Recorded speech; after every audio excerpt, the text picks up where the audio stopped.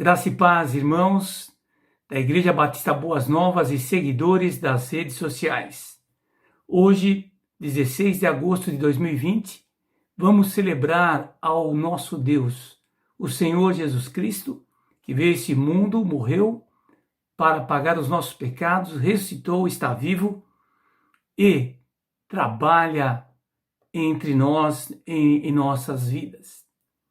Nós vamos ler o Evangelho de João, capítulo 1, versículo 35, até o versículo 42. Estamos estudando a primeira carta de Pedro. E assim, nessa introdução do nosso culto, iremos ler o momento em que Pedro encontrou com o Senhor Jesus Cristo. Aqui no Evangelho, capítulo 1, versículo 35, nos diz: no dia seguinte, João Batista estava ali novamente com 2 dos seus discípulos. Quando viu Jesus passando, disse: vejam, é o Cordeiro de Deus. Ouvindo-os dizer isso, os 2 discípulos seguiram Jesus. Voltando-se e vendo Jesus que os 2 o seguiam, perguntou-lhes: o que vocês querem? Eles disseram: Rabi, que quer dizer mestre, onde estás hospedado? Respondeu ele: venham e verão. Então foram por volta das 4 horas da tarde, viram onde ele estava hospedado e passaram com ele aquele dia. André, irmão de Simão Pedro, era um dos 2 que tinham ouvido o que João dissera e que havia seguido Jesus. O primeiro que ele encontrou foi Simão, o seu irmão. Ele disse: achamos o Messias, isto é, o Cristo, e o levou a Jesus. Jesus olhou para ele e disse: você é Simão, filho de João, será chamado Cefas, que traduzido é Pedro. Louvado seja o Senhor por sua palavra. E aqui nós vemos o encontro de Pedro com Jesus.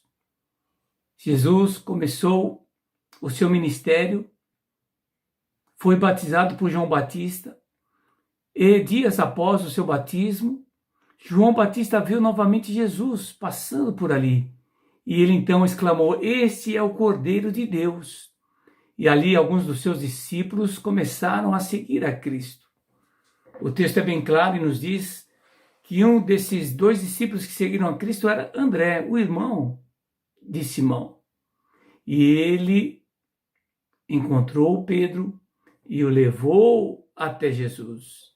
E Jesus mudou o nome de Simão, que quer dizer uma vara, um caniço, e colocou o nome dele de Pedro, ou Cefas, que significa um pedaço de pedra.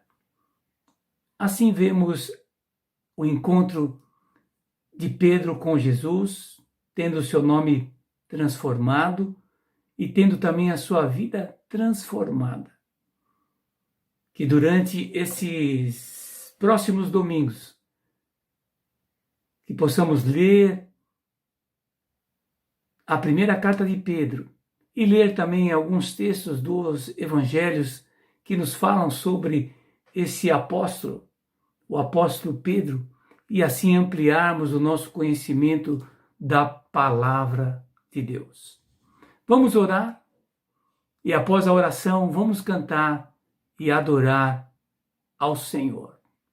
Ó Pai, obrigado por esta palavra. Obrigado porque esta palavra nos fala sobre o encontro de Jesus com Pedro. E Pedro foi transformado quando Jesus transformou também ali o seu nome, falando que ele deixava de ser algo agitado pelo vento para se tornar uma pedra. E, ó Deus, algo sólido, algo firme. Obrigado porque também um dia nós encontramos ao Senhor Jesus e tivemos as nossas vidas transformadas. Ó Deus, continue a falar em nossos corações. Edifica-nos pelos cânticos, edifica-nos pela palavra que vamos ouvir. E que o teu nome, nesta noite, seja exaltado, seja glorificado e que as nossas vidas sejam edificadas pela tua palavra. É no nome do Senhor Jesus que nós oramos agradecidos. Amém. Vamos cantar com alegria. Vamos exaltar ao Senhor, o Cordeiro de Deus que tira o pecado do mundo. E após alguns cânticos, vamos ouvir também a mensagem do Senhor com o pastor Diego Fernandes. Que Deus continue sendo glorificado e que nós continuemos sendo edificados. Amém.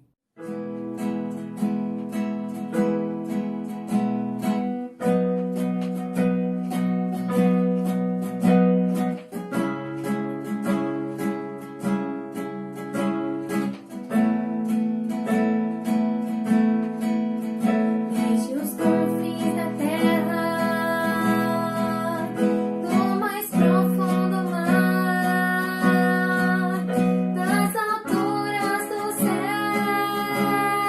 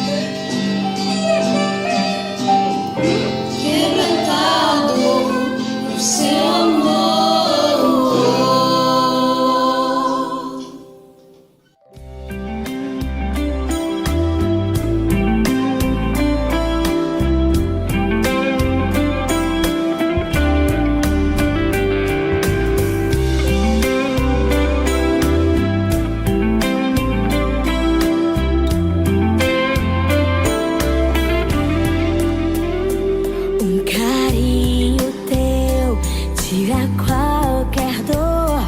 Um abraço teu me traz segurança no meu caminhar. Quando eu chorar, um conselho teu me consola a alma. Pai, amigo de todas as horas, diz a verdade até se doer. Pai, espelho pra minha jornada. Mamãe fez bem em te escolher. Me ensinou a amar, me ensinou a sonhar. Se hoje estou aqui, eu devo a ti. Vi em teu olhar o amor de Deus, transferindo pra mim tudo que eu preciso.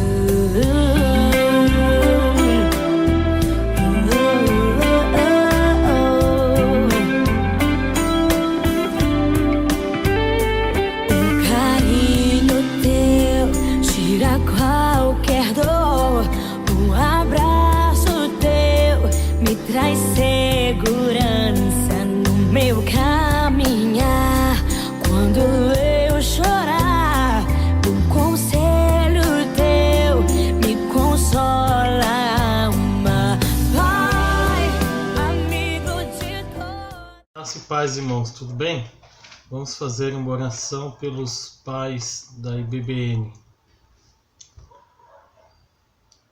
Senhor, nosso Deus e Pai, nós queremos te agradecer, ó Deus, pelo teu amor, ó Pai, pela tua graça, pela tua misericórdia, porque tu és um Deus bondoso, um Deus que cuida de nós, um Deus que cuida da tua igreja, Pai. Queremos te agradecer, ó Deus, porque mesmo em meio a essa pandemia, o Senhor tem cuidado de nós, o Senhor tem nos abençoado, nos livrado de todo mal, e queremos nos submeter a cada dia à tua vontade, ó Pai.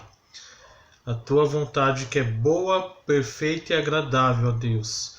Mesmo que às vezes nós não entendamos no momento, mas confiamos no Senhor, ó Deus, na tua bondade, na tua misericórdia, Pai. Deus amado, nesse momento quero colocar em tuas mãos, Senhor, os pais da nossa igreja. Domingo passado foi o Dia dos Pais e queremos, ó Deus, interceder, Senhor, por cada pai, ó Deus.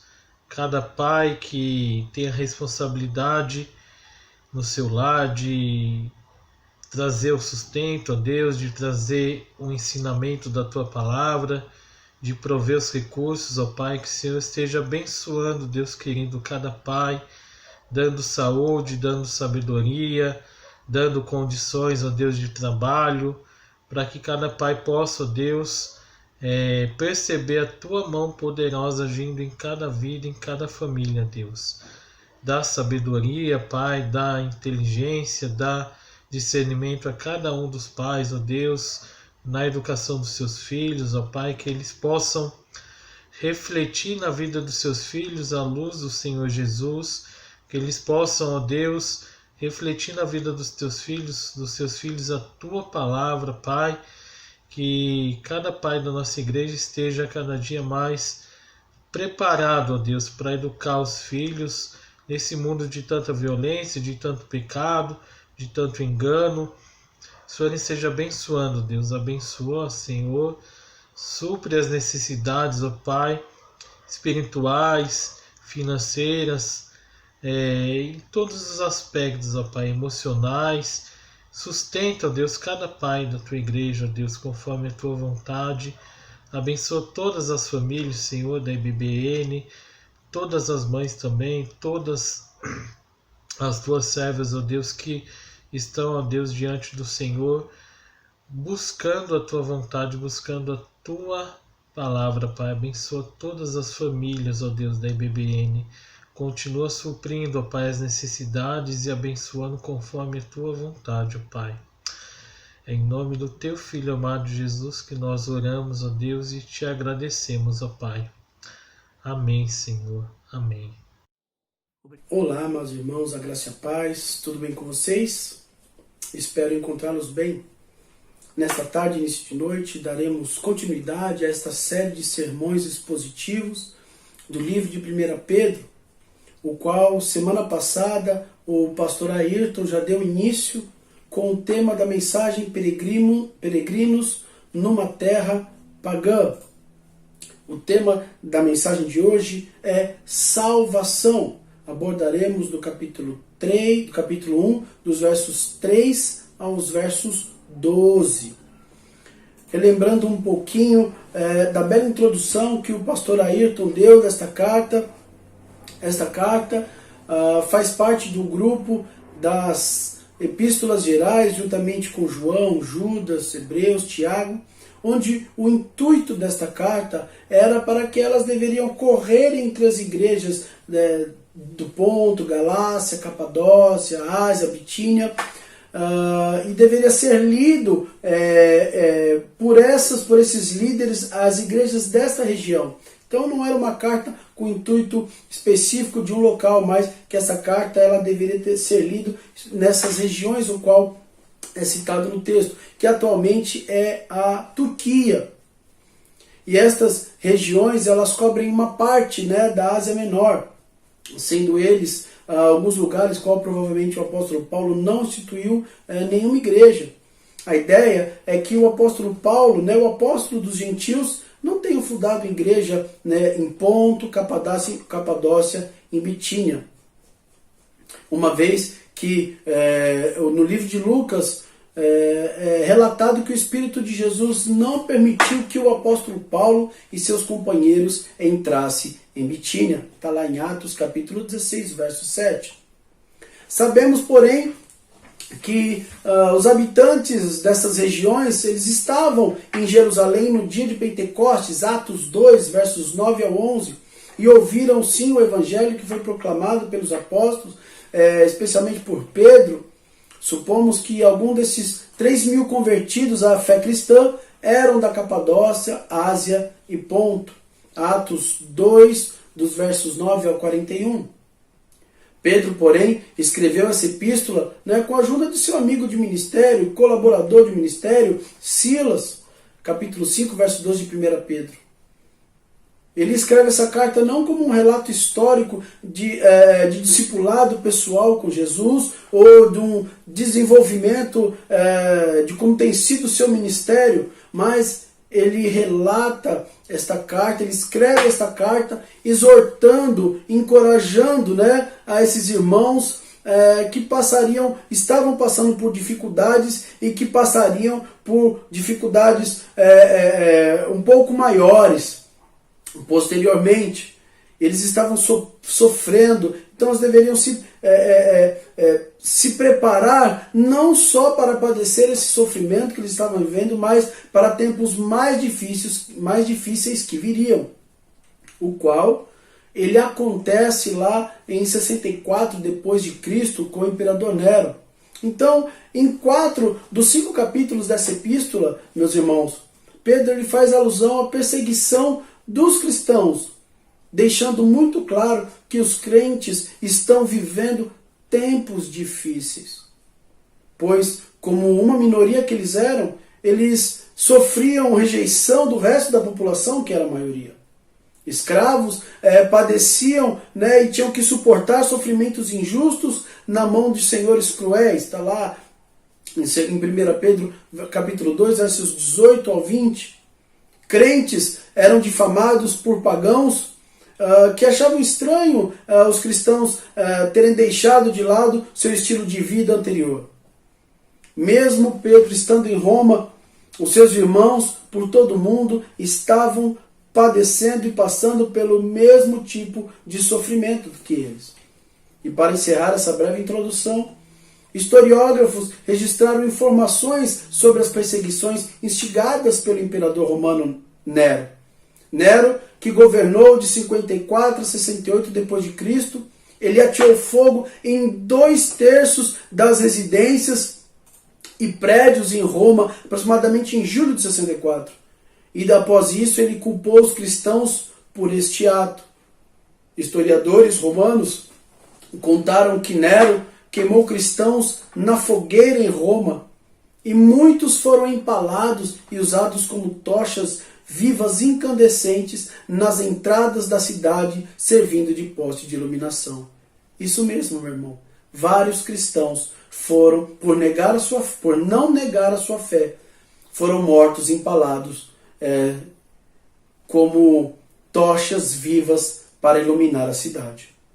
Valendo lembrar também, portanto, que esta carta ela precisava então ter sido escrita antes de 68, que foi quando Nero ele cometeu o suicídio, e também por conta da tradição, né, que Pedro foi crucificado nas cercanias ali ao redor de Roma, da cidade de Roma, justamente nos últimos anos do governo de Nero. Então, Paulo escreveu essas duas epístolas pastorais, né, aproximadamente em 63, 64 depois de Cristo, porque nós sabemos que, de acordo com 2 Pedro, capítulo 3, verso 16, Pedro ele já estava a par das cartas escritas pelo apóstolo Paulo, uma vez que Romanos, né, foi escrito em 58 depois de Cristo, quando Paulo terminou sua terceira viagem missionária, né? E Paulo escreveu Efésios e Colossenses quando passou 2 anos dessas viagens. Então, foi 61 a 63, né, quando ele estava preso em Roma, em prisão domiciliar. Então, alguns historiadores falam, escreveu em 65, outros em 60, mas a grande maioria entende que esta carta foi escrita antes da perseguição realizada por Nero, né, datando então essa carta na data de final de 63 para início de 64, um pouco antes da perseguição por Nero. Amém? Então vamos ao texto das Escrituras Sagradas, capítulo 1, verso 3 ao 12, diz assim: Bendito Deus Pai de nosso Senhor Jesus Cristo, que segundo a sua muita misericórdia nos regenerou para uma viva esperança, mediante a ressurreição de Jesus Cristo dentre os mortos, para uma herança incorruptível, sem mácula, imarcessível, reservada nos céus para vós outros, que sois guardados pelo poder de Deus mediante a fé, para a salvação, preparada para revelar-se no último tempo. Nisso exultais, embora, no presente, por breve tempo, se necessário, sejais contristados por várias provações, para que, uma vez confirmado o valor da vossa fé, muito mais preciosa do que o ouro perecível, mesmo apurado por fogo, redunde em louvor, glória e honra na revelação de Jesus Cristo, a quem, não havendo visto, amais, no qual, não vendo agora, mas crendo, exultais com alegria indizível e cheia de glória, obtendo o fim da vossa fé, a salvação da vossa alma. Foi a respeito desta salvação que os profetas indagaram e inquiriram, os quais profetizaram acerca da graça a vós outros destinada, investigando atentamente qual a ocasião ou quais as circunstâncias oportunas indicadas pelo Espírito de Cristo que neles estava, ao dar de antemão testemunho sobre os sofrimentos referentes a Cristo e sobre as glórias que o seguiriam. Verso 12. A eles foi revelado que, não para si mesmo, mas para vós outros, ministravam as coisas que, agora, vos foram anunciadas por aqueles que, pelo Espírito Santo enviado do céu, vos pregaram o Evangelho. Coisas essas que os anjos anelam perscrutar. Vamos orar. Senhor Deus e Pai, nesta tarde, início de noite, Senhor, queremos pedir a Tua iluminação, que o Teu Espírito Santo possa nos capacitar no desenvolvimento desta mensagem, que o Espírito Santo também possa, Senhor, através do Teu poder, Senhor, abrir a mente e os corações dos meus irmãos para que possam compreender as verdades do Teu Evangelho. Sê conosco, ó Pai, neste momento peculiar e ímpar, que o Teu Evangelho possa transformar os nossos corações e frutificar, Senhor. Em nome de Jesus, nós Te louvamos e Te agradecemos. Amém. A primeira coisa, meu irmão e minha irmã, que o apóstolo Pedro traz aos seus leitores, já no início desta carta, é uma esperança viva. Bendito, olha só o que diz o verso 3, bendito Deus e Pai de nosso Senhor Jesus Cristo, que segundo a sua muita misericórdia, nos regenerou para uma viva esperança, mediante a ressurreição de Jesus Cristo dentre os mortos. Paulo inicia a sua fala adorando e louvando a Deus pela esperança, que eles podem ter da parte de Deus. Pois eles foram através de Jesus regenerados e nascidos de novo. Ao longo da sua epístola, Pedro ele encoraja os leitores a terem esperança. A esperança se baseia numa fé viva em Jesus Cristo. E essa esperança é a que destaca as características do crente, que espera pacientemente a salvação que Deus prometeu ao seu povo. E a esperança, meu irmão, minha irmã, é uma espera disciplinada. Percebemos também que Pedro apresenta a doutrina cristã da regeneração. Lembrando aqui, por exemplo, de João 3, versos 3 e 5, quando Nicodemos vai até Jesus, e Jesus diz a ele no verso 3, a isto respondeu Jesus, em verdade te digo, que se alguém não nascer de novo, não pode ver o reino de Deus. No verso 5, respondeu Jesus, em verdade digo, quem não nascer da água e do Espírito, não pode entrar no reino de Deus.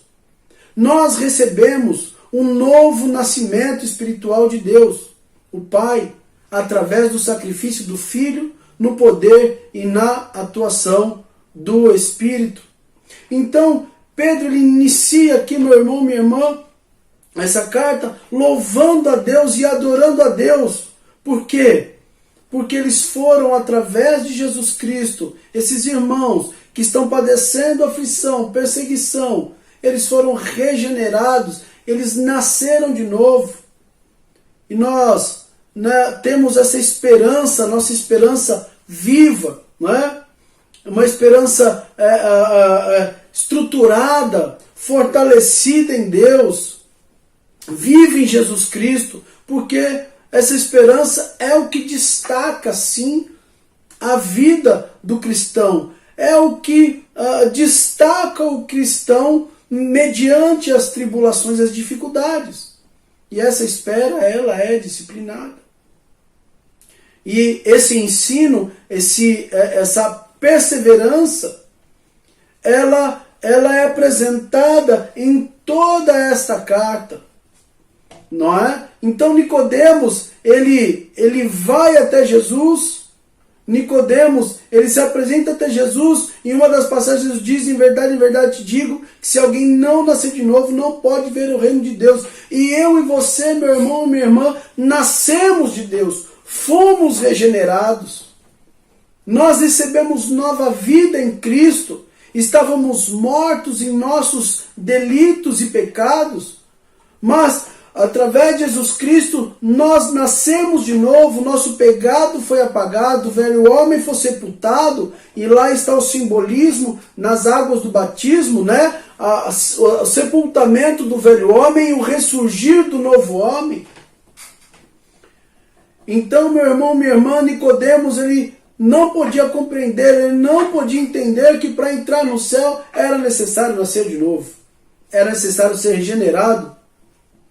E Jesus, logo em seguida, diz: quem não nascer da água e do Espírito não pode entrar no reino de Deus. Por isso, o apóstolo Pedro, ele adora, glorifica e exulta em Deus, porque esses irmãos foram regenerados, nascidos de novo, alcançados por Cristo. Não é? E a perseverança nas aflições, é o que caracterizam o cristão.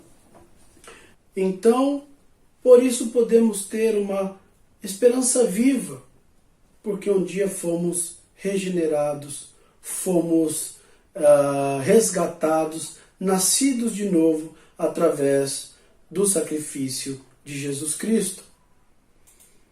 Vejam o que diz o verso 4. Continuando, verso 4. Para uma herança incorruptível, sem mácula, imarcessível, reservada no céu para vós outros, A segunda coisa que o apóstolo Pedro traz aos seus leitores já no início também desta carta é uma herança segura. Além de uma esperança viva, nós podemos ter uma herança segura. Nós temos uma herança segura. E a palavra-chave para este verso é a palavra herança. Essa palavra, em particular, nos faz lembrar aqui quando uma pessoa morre e deixa um testamento com as suas propriedades, os seus bens, ou para um parente, ou para uma instituição de caridade. Nós lembramos esta passagem de Hebreus, que diz: porque onde há testamento é necessário que intervenha a morte do testador, pois um testamento só é confirmado no caso de mortos, visto que de maneira nenhuma tem força de lei enquanto vive o testador. Hebreus 9, 16, 17. Jesus, ele é o nosso testador.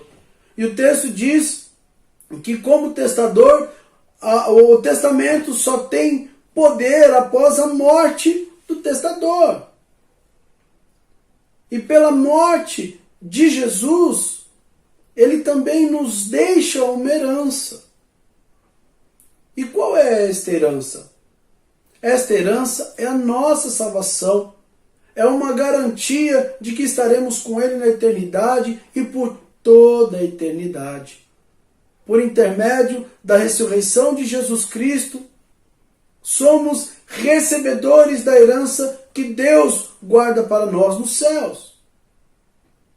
Paulo escreve em Romanos 8, verso 1, somos herdeiros de Deus e co-herdeiros em Cristo. Então, como nosso testador, ele nos deixou um bem, uma herança. Após a sua morte, nós recebemos a salvação em Cristo Jesus, fruto deste testamento, desta herança. E os israelitas, eles conheciam muito bem o significado da palavra herança. Quando viajaram pelo deserto do Sinai, lembraram-se que Abraão havia recebido a promessa de herança da terra de Canaã. Está lá em Gênesis, capítulo 15, verso 18.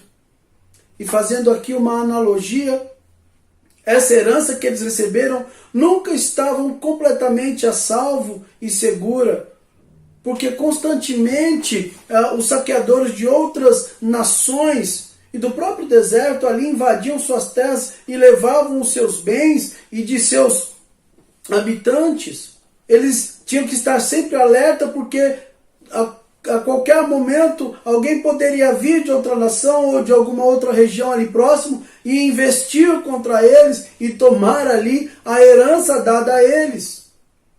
Já no Novo Testamento, isso não acontece. Pelo contrário, a palavra herança ela tem um significado completamente diferente.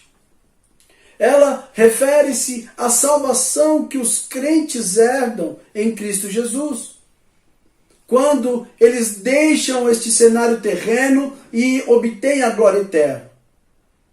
A herança dos crentes é guardada no céu, onde Deus a mantém em absoluta segurança, até o tempo apropriado em que iremos recebê-la. Por isso, ele diz no verso 4, para uma herança incorruptível, sem mácula, imarcessível, uma herança que não se corrompe, que não mancha. Essa foi a herança que o Senhor Jesus deixou para nós como nosso testador, reservada nos céus para nós. E essa herança, como diz o texto, ela não perece. O nosso tesouro não está sujeito à morte ou à destruição, não pode ser corrompido por ninguém, ela não perece, ela não acaba. Essa herança também, ela não se deteriora, ela não pode ser estragada, corrompida, poluída, ela permanece livre, limpa de qualquer mácula, pura, ela não se desvanece. Não se pode apagar essa herança, a semelhança da beleza de uma flor ou de uma bela mulher que com o tempo a sua beleza vai se desfazendo, ela se esvai. a nossa herança ela não se desvanece. Pedro ele declara isso, né? Que não apenas a nossa salvação ela é mantida, mas nós também somos mantidos em segurança. Os donos dessa herança somos protegidos pelo próprio Deus. Não somente herança, mas também o recebedor desta herança. Então, temos uma herança segura, uma esperança viva e uma herança segura. Olha o que diz, continuando aqui o verso 5 e 6. Que sois guardados pelo poder de Deus, mediante a fé para a salvação, preparada para revelar-se no último tempo. Nisso exultais, embora no presente, por breve tempo, se necessário, sejais contristados por várias provações. Pedro aqui agora fala de uma salvação exultante, alegre, como forasteiros que somos, né, em uma breve e momentânea passagem por esta vida. Mesmo nas duras perseguições que assolam os cristãos de todas as eras, de todas as épocas, de todos os lugares, até mesmo nos dias de hoje, mesmo em eminência de uma dura perseguição, como estes irmãos dessas regiões, né, de Roma e de outras regiões, estavam prestes a padecer, mesmo que essas perseguições redundarem em morte desses irmãos, seus olhos sempre estavam elevados em direção daquele que é o autor e consumador de toda a fé. Os olhos dos cristãos devem estar elevados aos céus, de onde vem o nosso consolo, o nosso refúgio. Essa convicção de salvação, amados irmãos, e a segurança de proteção de Deus, desta salvação que passou a ser nossa propriedade, que foi dada por Deus a nós, Deus nos protege para que possamos receber nossa herança completa e que está para se revelar no último tempo. E ela será revelada de uma só vez, no tempo de Deus, quando o Senhor nos chamar para si, ou no retorno glorioso do Messias. Essa salvação, essa herança será revelada e todo olho verá. A palavra revelar no grego ela significa tirar o véu ou tirar a cobertura, né, onde Jesus tirará o véu quando voltar para nos dar salvação gratuita e plena. E enquanto isso não acontece, amados irmãos, estamos sendo guardados durante nossa breve estadia nessa terra. Porque Deus não permitirá que Satanás nos faça mal. Nossa herança eterna é uma constante fonte de felicidade. Por isso, como verso 5, que sois guardados pelo poder de Deus, mediante a fé, para a salvação preparada para revelar-se no último tempo. Somos guardados pelo poder de Deus, por meio da nossa fé em Cristo Jesus. Nisso, verso 6, devemos estar alegres, contentes, dar brados de alegria, embora que no presente, por um breve tempo, no presente que estamos vivendo agora, nem que seja, Pedro coloca isso como se fosse num momento bem breve, seja necessário sermos contristados, perturbados, perseguidos por várias provações. Quando o autor diz, nisso exultais, significa nesta salvação, nessa regeneração que ele está falando no verso anterior.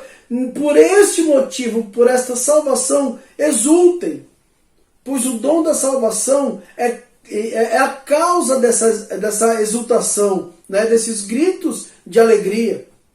pois os sofrimentos, né, e profundas tristezas que nós padecemos e que os irmãos daquela época estavam padecendo, brevemente passarão. Não poderão tirar, né, esta alegria e segurança.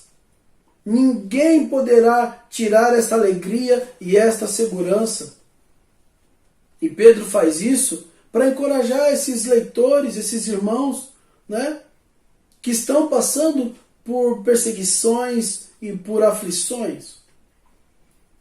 O sofrimento que eles suportam não são insignificantes quando comparados com a alegria que experimentarão quando vier o fim dos tempos. 2 Coríntios, capítulo 4, verso 17. Então, as provações pelas quais os crentes passam vêm sim das mãos de Deus. E essas provações, independente da forma em que elas se manifestem, são ordenadas por Deus. E nós podemos observar que a palavra usada aqui é provação e não tentação. Porque em Tiago, capítulo 1, verso 13, diz que Deus jamais tenta alguém. Mas Ele testa o crente para fortalecer a sua fé. Então, as nossas provações têm origem em Deus. E Deus, na sua vontade permissiva, permite com que passemos por ela para que a nossa fé seja fortalecida, seja provada, seja maturada.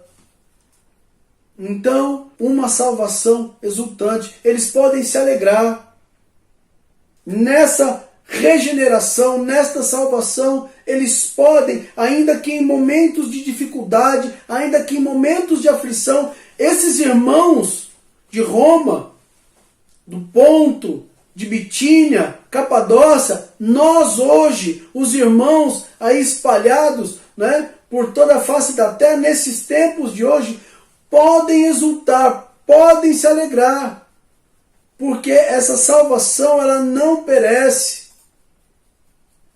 Até porque, meus irmãos, nós estaremos aqui por um breve momento, nós estamos aqui por um sopro, não é? Nossa vida é momentânea e nem as tribulações, nem as perseguições podem tirar essa esperança, podem tirar esta herança que Cristo nos deixou na sua morte, no seu sacrifício. Porque Ele é o autor e Ele é o consumador da nossa fé. Como eu já disse anteriormente, Deus nos protege para que possamos receber a nossa herança de forma completa. E que está para se revelar ou quando o Senhor nos chamar, mas também, meus irmãos, quando o Senhor vier, né, a olho nu, onde todos poderão ver a vinda de Cristo, chamando os seus filhos para si, né, de uma forma muito gloriosa. Olha o que diz o verso 7. Continuando. Para que, uma vez confirmado o valor da vossa fé, muito mais preciosa do que o ouro perecível, mesmo apurado por fogo, redunde em louvor, glória e honra na revelação de Jesus Cristo. E a quarta coisa aqui que Pedro fala com eles é sobre uma fé autêntica. É interessante que o contexto deles, como nós temos tratado aqui, é de perseguição, é de aflição, onde Deus permite com que eles padeçam essas aflições. E nesta passagem, do verso 7, me parece aqui que uma das maiores e mais constantes perguntas feitas pelos cristãos de todo mundo, de todos os tempos, de todos os lugares, todas as eras, ela é respondida nesse verso pelo apóstolo Pedro. Não é? Olha só o que ele diz novamente no verso 7. Para que, uma vez confirmado o valor da vossa fé, muito mais preciosa do que o ouro perecível, mesmo apurado por fogo, redunde em quê? Em louvor, glória e honra na revelação de Jesus Cristo. O que ele está dizendo? Por que o crente precisa passar por provações? Essa é a grande pergunta. Por que o crente precisa passar por diversas provações? Para que a sua fé seja declarada autêntica. Para que a sua fé seja declarada autêntica. Deus testa o crente para saber se a sua fé é autêntica. Podemos nos lembrar quando Deus pede a Abraão que vá ao Monte Moriá para sacrificar Isaac, Gênesis 22. E o faz para provar a fé do patriarca. No caso de Jó, um outro exemplo clássico, Deus permite que Satanás o ataque. Jó, capítulo 1, verso 6, capítulo 2, verso 10. E aqui nós podemos nos lembrar aqui do livro de Hebreus, onde está localizado o rol, o mural dos heróis da fé, né? Hebreus capítulo 11, verso 1, que diz: ora, a fé é a certeza de coisas que se esperam, a convicção de fatos que se não veem. E nós podemos ler todo o capítulo 11, onde homens mudaram a história, homens, né, foram considerados aí grandes heróis pela fé que tiveram. E Pedro compara o teste da fé ao processo pelo qual o ouro ele é purificado. Pedro ele afirma que a fé vale muito mais do que qualquer ouro construído pela mão humana. A fé ela excede muito mais esse bem, não é? Que é muito valorizado pelo ser humano. Porque a fé, meu irmão e minha irmã, ela não tem origem humana, ela tem origem em Deus. É uma dádiva dos céus, é uma dádiva de Deus. Por isso ela tem muito mais valor do que qualquer ouro, prata, riquezas que o homem possa possuir, que o homem possa conquistar. E as dificuldades, ela realizam em nossa fé um processo de refinamento, a mesma semelhança do ouro. É interessante que 1 Coríntios 13:13 diz que diferente do ouro, a fé dura para sempre. O ouro as pessoas roubam, o ouro ela desgasta, desbasta, perece, mas a fé ela dura para sempre. O ouro ele se acaba, né? Ele se deteriora. Esse metal precioso ele é refinado pelo fogo, né? E até que todas as impurezas vão embora, se queime e reste só aquele ouro 24 quilates bem puro. E Pedro aqui ele faz essa analogia, esse comparativo, que mesmo que o ouro seja purificado, por mais puro que ele seja, ele se deteriora. E o crente, meus amados irmãos, o crente expressa sua fé verdadeira ao confiar completamente em Deus. Então, é uma fé autêntica. E as tribulações, as dificuldades, as perseguições têm essa característica de melhorar, de evoluir, de purificar a nossa fé, para que ela se torne o quê? Para que ela se torne uma fé autêntica, para que ela seja declarada uma fé autêntica diante de Deus. Olha o que diz o verso 8. A quem não havendo visto, a mais, no qual não vendo agora, mas crendo, exultais com alegria indizível e cheia de glória. Verso 9. Obtendo o fim da vossa fé, a salvação da vossa alma. Além de uma fé autêntica, meu irmão e minha irmã, nós podemos ter uma alegria gloriosa. Devido ao tempo e à distância, esses leitores, não é? Os leitores de Pedro, né, os romanos ali, o pessoal queria receber essa carta ali na Ásia Menor, não haviam visto Jesus pessoalmente.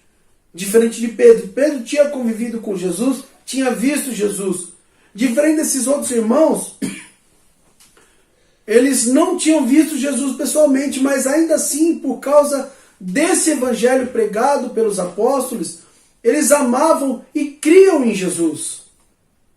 Na verdade, isso era uma demonstração viva, não é, da bem-aventurança que Jesus disse a Tomé, lá em João 20, verso 29. Bem-aventurado os que não viram e creram. E ainda que esses irmãos que estavam recebendo essa carta não viram Jesus pessoalmente, eles amavam a Cristo e criam em Jesus Cristo. Eles depositavam a sua confiança, mesmo não tendo sido capazes de vê-los aqui nesta terra. E não é diferente de mim e de você, meu irmão. Nós não tivemos o privilégio de ainda ver o Senhor aos olhos nus, ter o privilégio de poder tocá-lo, mas nós temos o privilégio de poder crer e amar ao Senhor enquanto estamos aqui. E esses leitores, né, de Pedro amavam, confiavam em Jesus, tendo por base o que? O evangelho que foi pregado para eles pelos apóstolos. Não é? Lembrando aqui de 2 Coríntios 5, verso 7, andamos por fé e não pelo que vemos. Palavra aqui do apóstolo Paulo. Então, esses irmãos, eles viviam por fé. E que, ainda que padecendo aflição, eles deveriam permanecer por fé. Eles deviam sobrepor essas dificuldades, sobrepor essas aflições por esta mesma fé. Aí nós podemos pensar, poxa, será que uma pessoa que nunca viu a Cristo pessoalmente, ela pode ser semelhante, né? A fé dela pode ser semelhante à fé daquelas pessoas que viram Cristo pessoalmente, curando, ressuscitando os mortos, sendo assunto aos céus? Será que a fé de uma pessoa que não viu Jesus pode ser semelhante à fé de uma destas pessoas que viveu com Jesus? E a resposta é claro que sim, meu irmão, minha irmã. Claro que sim. Até porque, meus irmãos, nenhum desses outros irmãos que estavam nessas regiões também, provavelmente, praticamente nenhum, teve o privilégio aí de ver Jesus, mas o apóstolo Pedro diz que eles amavam e criam nele. E mesmo não tendo visto, também Pedro os estimula a ter essa alegria e continuar a ter essa alegria, né? Sem necessariamente precisarem chegar no céu para isso.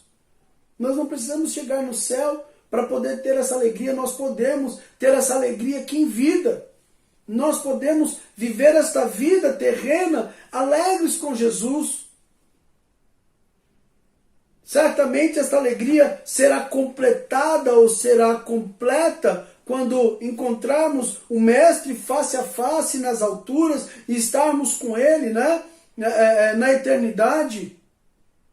Mas não podemos nos esquecer que o motivo desta alegria é que recebemos do Senhor o objetivo da nossa fé, que é a salvação da nossa alma. Então, o que é alegria? Alegria não é apenas uma efervescência emocional, momentânea, por um acontecimento específico, não é? Um estado de espírito. É simplesmente, aliás, não é simplesmente uma reação às circunstâncias externas da nossa vida, mas muitas vezes ela aparece em meio às dificuldades, sofrimentos, provações, perseguições. A alegria, ela é uma dádiva que recebemos de Deus, porque Deus, a Escritura Sagrada nos mostra que Deus concede essa alegria em nossos corações. Salmos 16, verso 11, João 16, verso 24, Romanos 15, verso 13.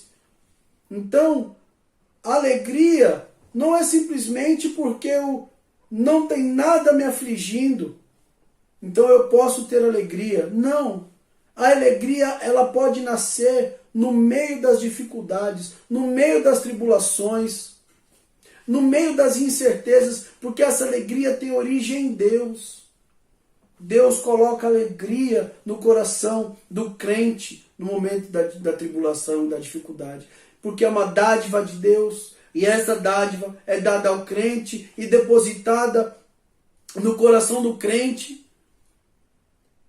e para todo aquele que confia em Deus, não é? Para todo aquele que entregou o seu coração para que Jesus viesse governar, para todo aquele que foi regenerado e salvo em Jesus Cristo, que nasceu de novo, através do Espírito Santo, o Pai coloca alegria no nosso coração. Jesus coloca alegria no coração do crente, mesmo em meio ao sofrimento, às dificuldades e às perseguições.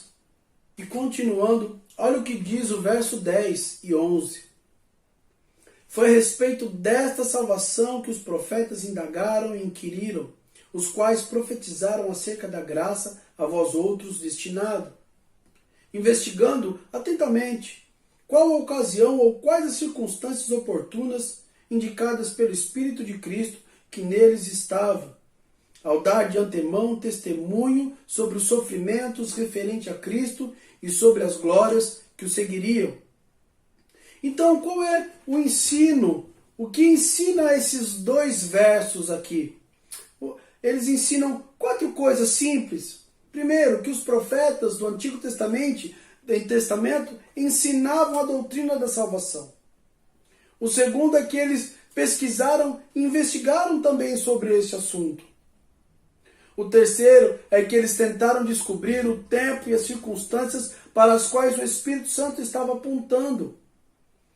E o quarto e último, o Espírito predisse os sofrimentos e a glória de Cristo. Então, os profetas do Antigo Testamento, como eu citei agora, eles ensinavam a doutrina da salvação.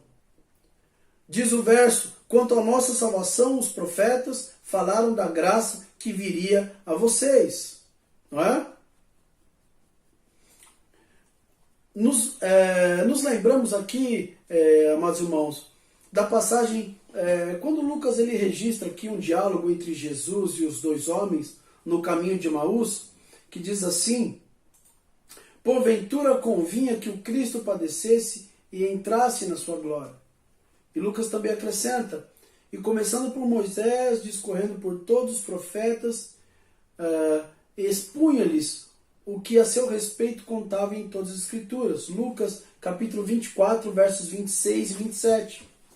Então, os profetas do Antigo Testamento, eles também ensinavam a doutrina da salvação. Isso daí era passada pelos patriarcas, não é? Até nós podemos observar isso pela conversa dos discípulos, não é? Lá em Lucas 24, de Jesus com aqueles 2 discípulos no caminho de Emaús, né? Começando por Moisés, discorrendo por todos os profetas, expunha-lhes a respeito do que constava em toda a Escritura. Então, os profetas do Antigo Testamento também ensinavam a doutrina da salvação. Um outro ponto que nós vemos aqui neste verso é que eles pesquisavam, né, e investigavam também este assunto. E os profetas, eles recebiam a revelação de Deus quando o Espírito Santo se apossava deles, ou para falar algo, ou para escrever. Nem sempre eles entendiam o que significavam as suas profecias. Eles procuravam aí, de uma forma muito diligente, determinar o sentido da palavra de Deus, né? Sentido exato da palavra de Deus. Isso está lá, por exemplo, em Isaías capítulo 6, versos 11, Daniel capítulo 7, versos 15 e 16. E os profetas, eles levavam muito a sério o seu trabalho, não é? Pois suas palavras diziam a respeito à salvação do homem. E era sobre essa salvação que queriam saber o máximo possível. Assim, meus irmãos e minhas irmãs, eles estavam procurando descobrir o tempo e as circunstâncias exatas dos quais o Espírito Santo falava através deles. Um ensino aqui é que eles tentavam também descobrir o tempo e as circunstâncias para as quais o Espírito Santo estava apontando.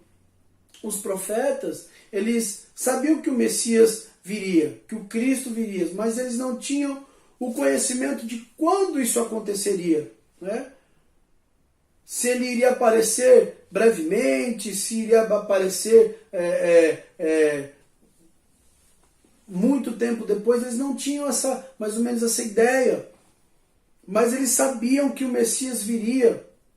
E eles indagavam, talvez, quando isso ia acontecer, ou como isso deveria acontecer ou iria acontecer. Como essa vinda aconteceria. E os profetas, eles haviam recebido, claro, é evidente que eles haviam recebido a revelação de Deus sobre a vida do Messias. Isaías, por exemplo, ele profetizou sobre o seu nascimento. Nós podemos ver lá isso no capítulo 7, capítulo 9, capítulo 11. Isaías profetizou sobre o ministério do Messias.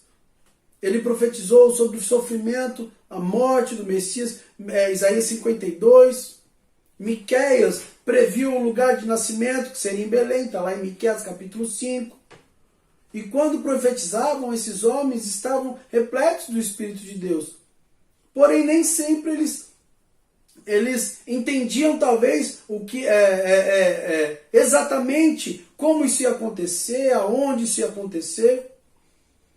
E o quarto e último ensino desses dois versos é que o Espírito predisse os sofrimentos e a glória de Cristo, porque eles estavam sendo conduzidos e direcionados a falar pelo Espírito Santo. E não eram os profetas, mas o Espírito Santo que estava falando através dele. E o Espírito Santo estava apontando, muitas vezes, quando predisseram os sofrimentos de Cristo e as glórias que viriam depois.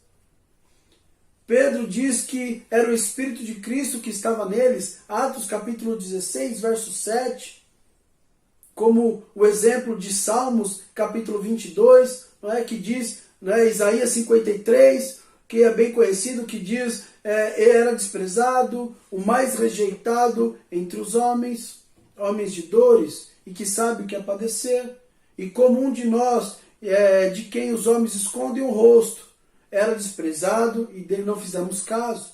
Então, esse Espírito Santo que falava através da boca destes homens, e trazia essas revelações acerca da vinda do Messias, nem sempre esses homens compreendiam na plenitude dessas revelações.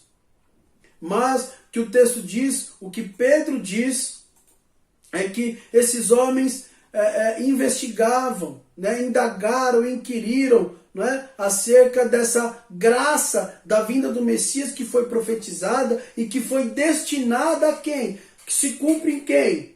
Nos tempos de Jesus, há 2000 anos, 2000 e pouquinho anos atrás, e nos nossos dias, destinada a eles e a nós.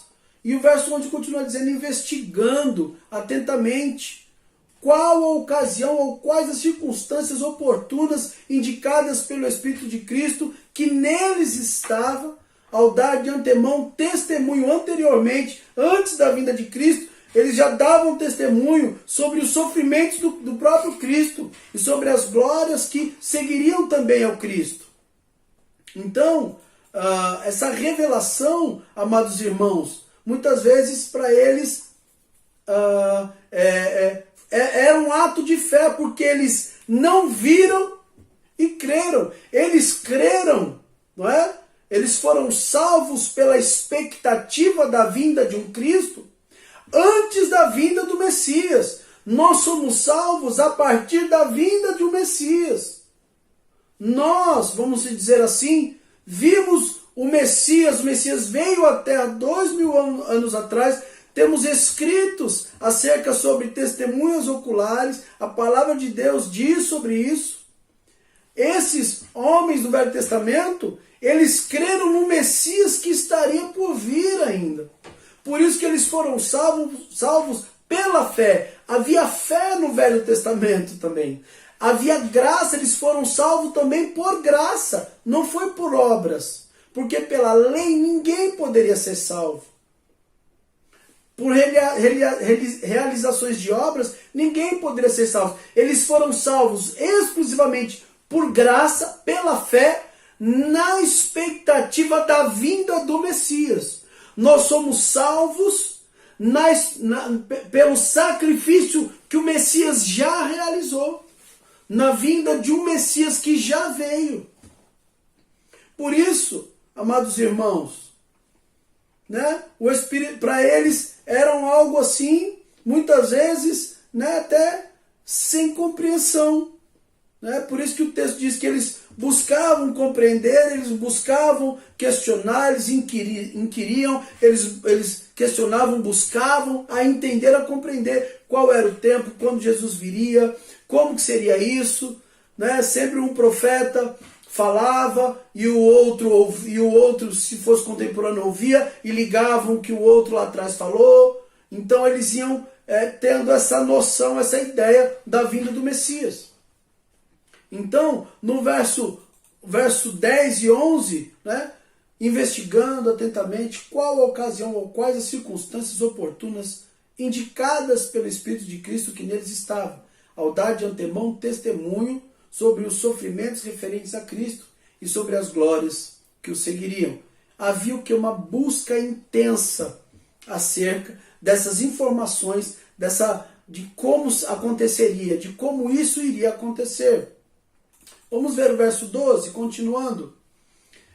A eles foi revelado que, não para si mesmo, mas para vós outros, ministravam as coisas que agora vos foram anunciadas, porque aqueles que, pelo Espírito Santo enviado do céu, vos pregaram o Evangelho, coisas essas que anjos anelam perscrutar. Então, aqui Pedro já fala de uma revelação pessoal. Então, para estes profetas, meus irmãos, né, que pregavam impulsionados e inspirados pelo Espírito Santo, lhes foi revelado não de uma forma direta, né, essas informações acerca do Messias, do Cristo, mas de uma forma geral. Como disse anteriormente, sobre a salvação através de Cristo, do Messias, os seus sofrimentos, seu nascimento, como ele viria e de que forma ele viria, até inclusive de um outro povo que não era considerado povo, mas não era considerada amada, mas passou a ser amada, que agora Deus enxertaria na videira e esse novo povo se tornaria família de Deus, que são os gentios. Até sobre isso, esses profetas foram impulsionados pelo Espírito Santo para poder falar. E Deus, amados irmãos, Deus usou esses homens de forma sobrenatural, de forma maravilhosa. Essas revelações ministradas e anunciadas por eles está sendo também hoje, de forma maravilhosa e poderosa, ministrada agora pelo apóstolo Pedro, pelos outros apóstolos da sua época, não é? E hoje, neste tempo, pelos pastores, né, pelos servos de Deus, né, movidos por esse mesmo Espírito que moveu os profetas, o Espírito Santo, que usava esses profetas, usou Paulo, os apóstolos, Pedro, os discípulos, os pais da igreja, usa hoje também os pastores e servos de Cristo que são colocados nas igrejas, que são colocados neste mundo para o quê? Proclamar agora o Evangelho de Jesus Cristo. É esse mesmo Espírito, o qual a sua origem é celeste, o qual a sua origem vem de Deus. É o mesmo Espírito Santo que pregava no Velho Testamento através dos profetas, pregou no Novo Testamento através dos apóstolos e que prega hoje através dos pastores, dos seus servos nestes dias. E é interessante que o texto diz, né? Até mesmo os anjos anseiam por perscrutar estas coisas. Quando o apóstolo Pedro diz coisas essas que anjos anelam para escutar. Os anjos, eles estão ao redor do trono de Deus. A Bíblia diz que os anjos estão ao redor do trono de Deus, são mensageiros de Deus, né? Estão lá para servir o homem, né, que herda esta salvação em Cristo. Está lá em Hebreus capítulo 1, verso 14. Esses anjos, eles também se alegram, se regozijam quando um pecador se arrepende. Está lá em Lucas 15. Eles reunirão os eleitos de Deus no dia do julgamento. Eles têm a sua função lá, os anjos, diante de Deus, para servir ao Senhor em prol do homem. Está lá em Mateus 24. Mas, apesar disso, meu irmão, o seu conhecimento, o conhecimento desses anjos sobre a salvação do ser humano é incompleto. Por isso que o texto diz que eles anseiam perscrutar, anseiam conhecer. Como se dá isso? Pois desejam conhecer, perscrutar os mistérios da salvação. Então, é uma passagem que parece ser até meio mística, até meio diferente, mas é isso que o texto diz. O próprio apóstolo Pedro diz, né, os anjos, eles desejam conhecer. Isso, eu já ouvi outras pessoas pregando, e é muito comum você ver as pessoas pregando, que esse evangelho, nós temos o privilégio de pregar o evangelho, porque os anjos desejam pregar o evangelho, né, e Deus não deu, atribuiu aos anjos, atribuiu ao homem. Algumas heresias acerca desta passagem, de que os anjos desejam prescrutar, pregar o evangelho. Não é verdade. O que Pedro está dizendo é que esta salvação, esse Cristo, esse Messias, que os profetas, não é? Eles pesquisaram, que eles desejavam ter mais informações, essa regeneração do homem, a salvação do homem, não é? Essa alegria da salvação, que os anjos também desejam conhecer como isso funciona, como é. Então, o apóstolo Pedro, ele diz que apesar desse conhecimento incompleto que os anjos têm, não é? Apesar desse conhecimento incompleto sobre a salvação humana, ela vai provavelmente aí se completar, talvez, na glória, quando a igreja subir. Talvez eles, né, possam entender aqui a gente pensando sobre isso. Mas é interessante que no verbo original, a palavra, o significado perscrutar, no original, né, é olhar com o pescoço esticado. É a ideia de como se estivesse com um espelho pregado na mesa, assim, numa mesa, e você desse aquela esticada no pescoço para poder dar aquela olhada, para você poder ver o que está acontecendo, ver a imagem que vai refletir. Então, o livro de Tiago, ele usa, né, essa passagem, ele usa essa palavra e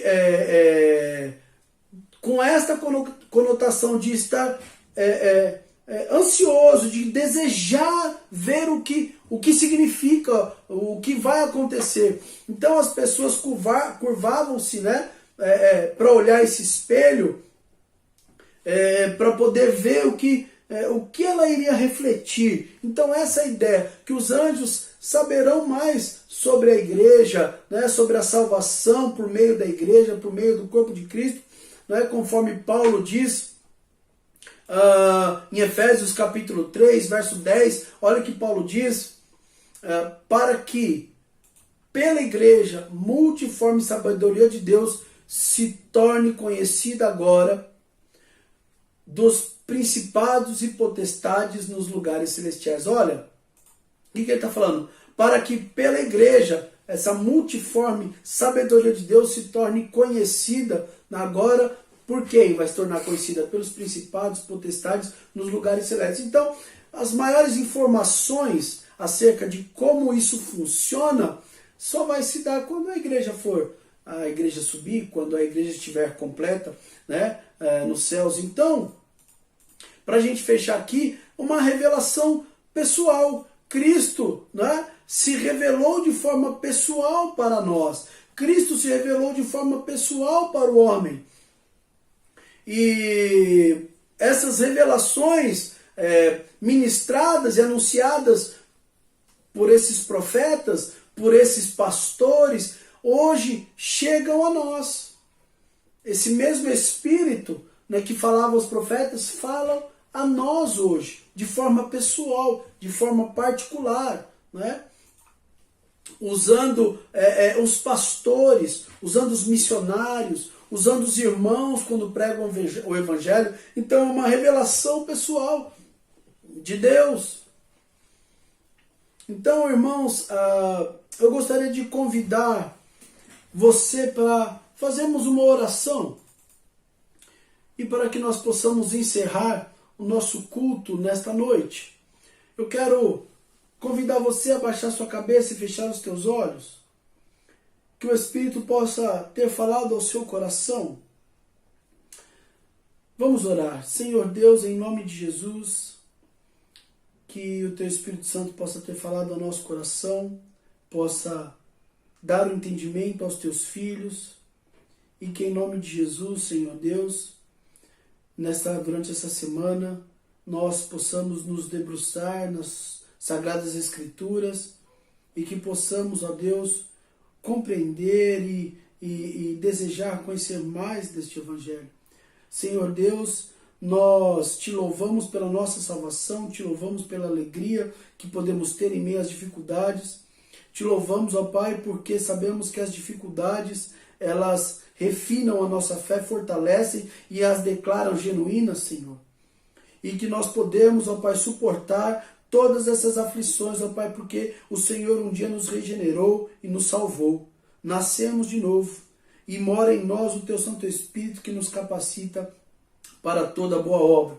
Senhor Deus, que os meus irmãos possam ter uma semana de paz e tranquilidade na direção, na condução do Teu Santo Espírito e que eles possam, Senhor Deus, compreender, ó Pai, a Tua palavra, que nós possamos, ó Pai, desejar a Tua palavra todos os dias. Esse é o meu pedido e a minha oração em nome de Jesus. Amém. Deus abençoe, amado irmão, amada irmã. Uma excelente semana em nome de Jesus. Obrigado, pastor Diego, por essa mensagem edificante, que possamos continuar lendo, estudando a primeira carta de Pedro. E aqui também quero deixar o convite para que nessa próxima quarta-feira, dia 19 de agosto, você participe do nosso culto de oração às 20 horas, tanto pelo Zoom como pelo YouTube. E eu quero deixar o convite para que você acesse através do Zoom. Assim poderemos ter um culto mais interativo, mais participativo e podemos nos rever, nos interagir e continuar orando e aprendendo da palavra do Senhor. Que o amor do Deus Pai, que a graça e a paz de Jesus, que a comunhão, o consolo e o poder do Espírito Santo esteja com todos nós, agora e sempre. Amém. Aleluia. Amém.